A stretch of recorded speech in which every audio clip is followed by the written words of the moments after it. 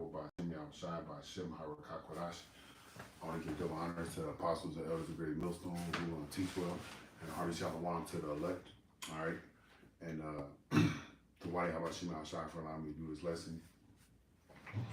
So the reason why I'm doing this lesson, all right, is one to as part of my job to be a teacher and a preacher for the word of the Lord and to give our people understanding. Right. So earlier today I was at work scrolling through social media, TikTok to be specific, and I came across this page called Critical Theories, and they mentioned a spectacle hanging or lynching of a man named Claude Neal. Now, I skimmed through my book Without Sanctuary, and I thought his name was in here, or at least his picture was in here, but it wasn't. And let me see if they got an actual picture of what his hanging was. This program is brought to you by Emory University. They don't, but if you look at this image right here, right there in the middle, where it has the lynching of Claude, it's kind of blurry.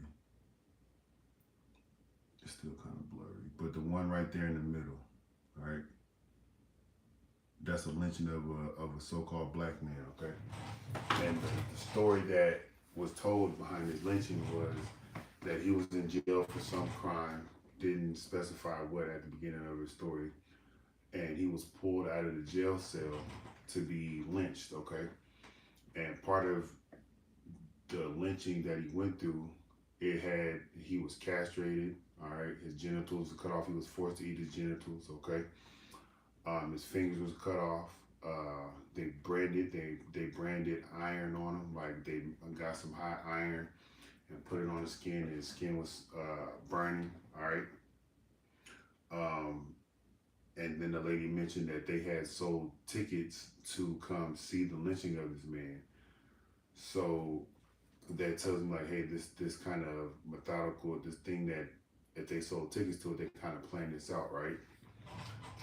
Well, since they sold tickets, I don't want to say if, because this is what the story was told, and I thought it was in this book Without Sanctuary, but nonetheless, I'm going to read on some things that was in here, and then I'm going to read to you some things that's happening in today's time as far as lynchings, okay?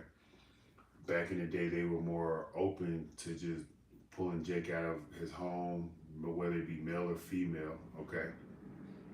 Pulling Jake out of his home or wherever he was at, whether it was his home or he was, falsely put in prison. They would, put false charges on him. And then the angry gang, all right, gang members, because that's what they are, all right, terrorists, because that's what they are, okay? They came and pulled this man or woman out of their jail cell or out of their home without proper due process of the law, all right? Which was null and void for Jake back in those times, and which is somewhat null and void today, all right? When I say what I mean by that is sometimes Jake gets the better part of the law, sometimes they don't, right? It just depends on your situation, right? Ultimately, it depends on what the Lord has set up for you. All right, so I'm gonna start off in the book of Ecclesiastes. So I can find it.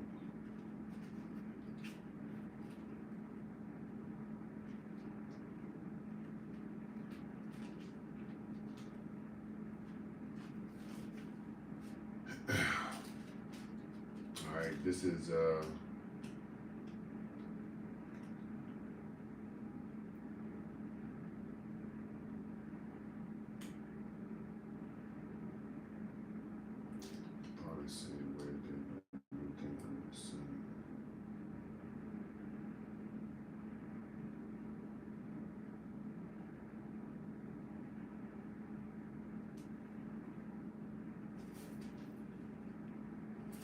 I'm tripping. Let me see. I gotta find the scripture.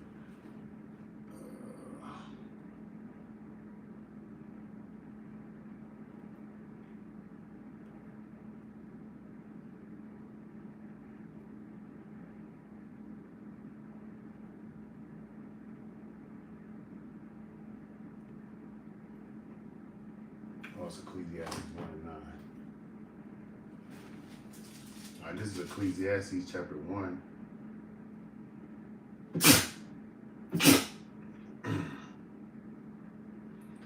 and verse 9. All right, it says, the thing that has been, it is that which shall be. All right, so something that happened in the past is going to come again, right? It says, and that which is done is that which shall be done, and there's no new thing under the sun. All right, so the lynchings that happened back in after the times of slavery is coming back to happen again today. All right, Jake is out there being hung, and the FBI and the police and the sheriff offices or whoever these law enforcement individuals are, they are ruling it as a suicide. But if you pay attention to tensions amongst the people in the world, all right, you'll see that there's tensions amongst Jacob and Esau, and they're brewing up. You'll see white people stepping out of their comfort zone, okay, stepping into another zone, calling Jake, you know, more specifically the so-called black man, the N-word, nigger, okay? All right. You'll see tensions amongst other nations, all right, because things like this is supposed to happen in the future and the time that we're living in now, because the Lord said there's going to be wars and rumors of wars, okay? And there's going to be struggle and strife amongst the people, all right? And the things that's happening to Jake on the level as far as contention with him and Esau. When I say Jake, I mean both Northern and Southern Kingdom, okay? Because right now, still that's happening, ICE is deporting the Northern Kingdom individuals, more specifically, you know, Issachar, all right? From what I'm hearing, maybe some of the other tribes within that Northern Kingdom presence, but now it has trickled into the Haitians within the Southern Kingdom, okay? And I know I saw something and I sent it to myself. Let's see if I can pull it up. About the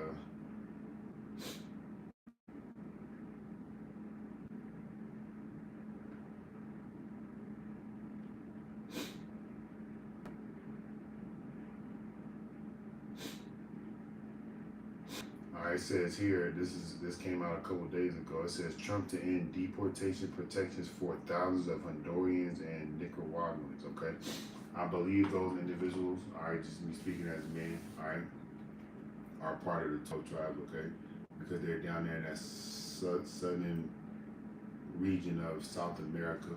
Okay, but that doesn't necessarily mean that they are. Okay, but there are Jake mixed within those populations because the Lord scattered us everywhere. Nonetheless, Esau Edom is putting the smackdown. What I mean by the smackdown, he's putting the hurt, all right, on the tribes only, all right, because guess what? A few years ago, when I was in Virginia, they let individuals from Afghanistan, Iraq, somewhere within those war-torn countries caused by America, all right, they let those individuals be housed on Fort Lee, okay, when I was out there in Virginia. This was a couple of years ago. They let those immigrants, because that's who they are, they came here seeking refuge, and they allowed them to base on Fort Lee, and then I'm sure they set them up to go out there and mingle with the population and become citizens in some way, shape, form, or fashion.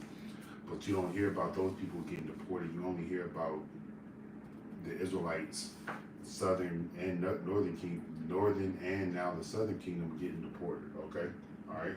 But Levi, they standing up to that shit. But nonetheless, okay.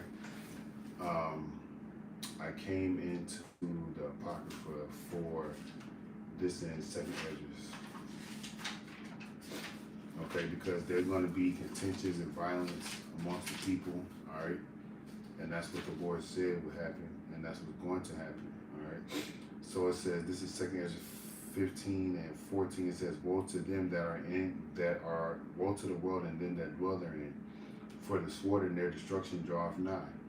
And one people shall stand to fight against another, and swords in their hands. And that's what it's going to be. It's going to be contentions amongst, you know, nations at the national level between, you know, geopolitically. And there's going to be tensions amongst the people on the lands wherever they're at, whether it's the government against the people or the people against the people within that nation or within that city or within that town. There's going to be things like that happening, okay? And you can see it's starting to brew up amongst Esau and Jake, okay? All right?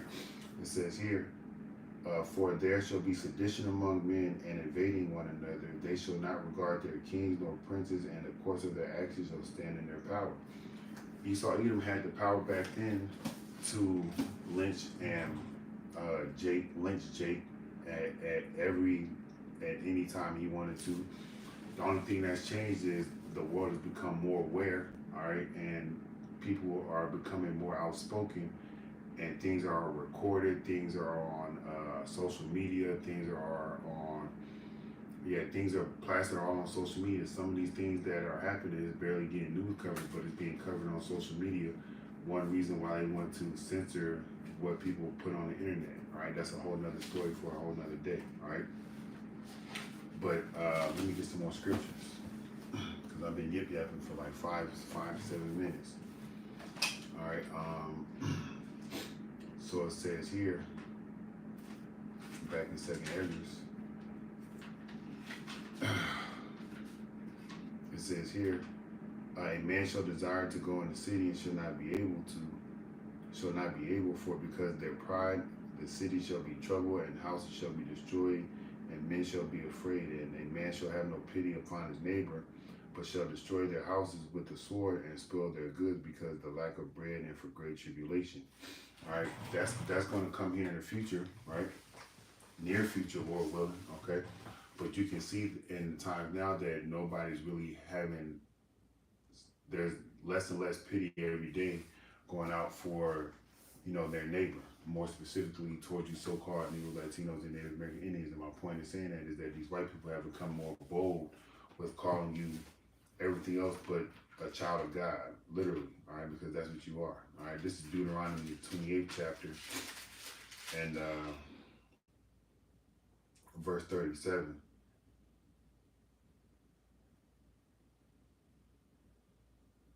All right, this is verse 36. It says, Yahweh shall bring thee and thy king which thou shalt set over thee unto a nation which neither thou nor thy fathers have known, and thou shalt serve other gods, and thou shalt serve other gods, wood and stone. And that's what we've done, right? Those things, that's part of those curses, right? It says here, and thou shalt become an astonishment, a proverb, and a byword among all the nations, whether Yahweh shall lead thee. When I was mentioning the guy Claude Neal earlier, all right, during his video, it said here that he was a spectacle, okay, all right, it was a spectacle. So let's look at this word spectacle.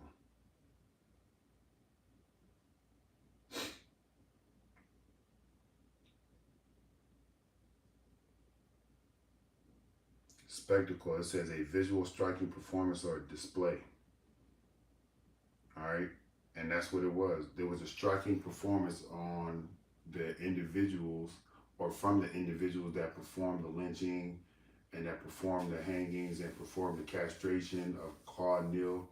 There was other instances where I'm gonna read to you now at his book, where a woman went to go seek some type of justice for her husband, right? And it was crazy what they did to her, okay? All right.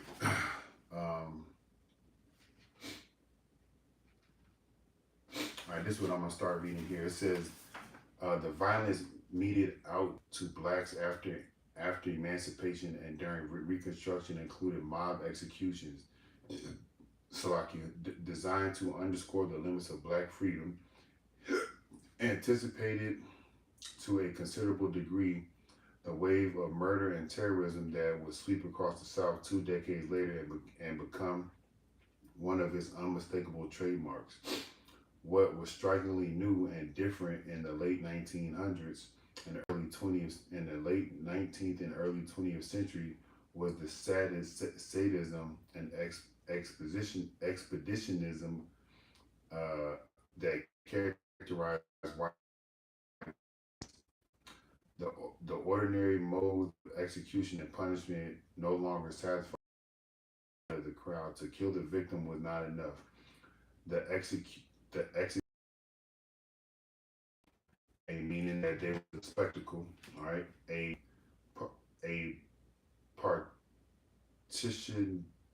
participatory ritual of torture and death, voyeuristic spectacle prolonged as long as one for 7 hours for the benefit of the crowd.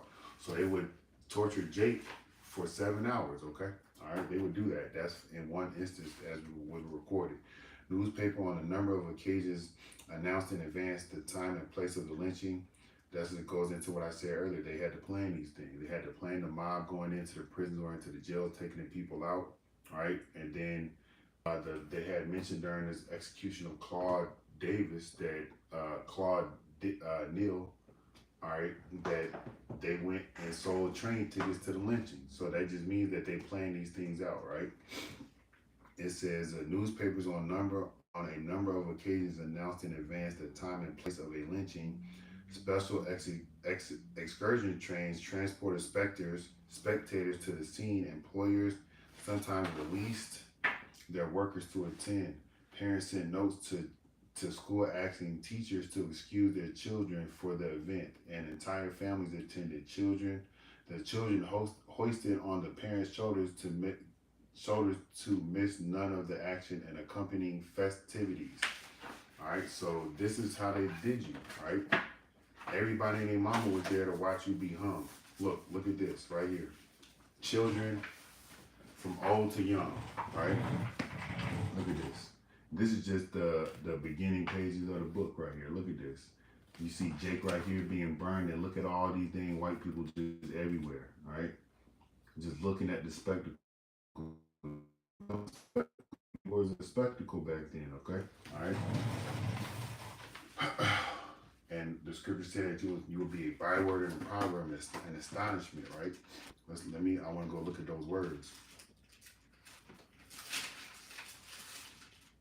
This stuff should make you highly upset to the point where you're crying unto the Lord to have him hurry and bring Yahushua back, okay, so we can get up out of here and so we can be up in the kingdom, all right? All right, so the word they got here for it in my footnotes for my Bible for the word astonishment, it says a thing of horror. A thing of horror. All right, now let's look at some of this stuff, okay? Let's look at some of these things, all right? And then I'm going to read some articles about the lynching that have happened within the last couple of years, okay? All right, let's see. There's so many pictures, I don't know what you even want to stop at, okay? All right, let's see. I want to read that story about that lady. But here goes one right here. It says for Will Jones. All right, right on the left is his picture. Right here, this is his picture, right? And then on the left side of the book, all right, look at this. It says here, half burned head of James. All right, this is a horror. All right, this is what has happened unto us because we transgressed the laws of the Lord. Okay, and this was this man's judgment. All right, but nonetheless, these people who our people, cling to, these damn devils did this shit. Okay, look at this little white boy smiling down here. All right, look at this little person over here. Look at this man looking up. Okay, horrible. All right. It said for astonishment, a thing of horror. That's how we were. This is what made us that thing of horror. Ultimately, it was the transgression that we did against the Lord, right? Let's see. Here goes another one, all right? Look at this. Look at this. Don't forget what Esau has done to you. Don't forget what this man has done, all right? I'm gonna show one more, then I'm gonna read the clip about homegirl. Look, here goes Jake with his eyes bulging out, okay? Look at this. Look at this. Look at this. Look at that.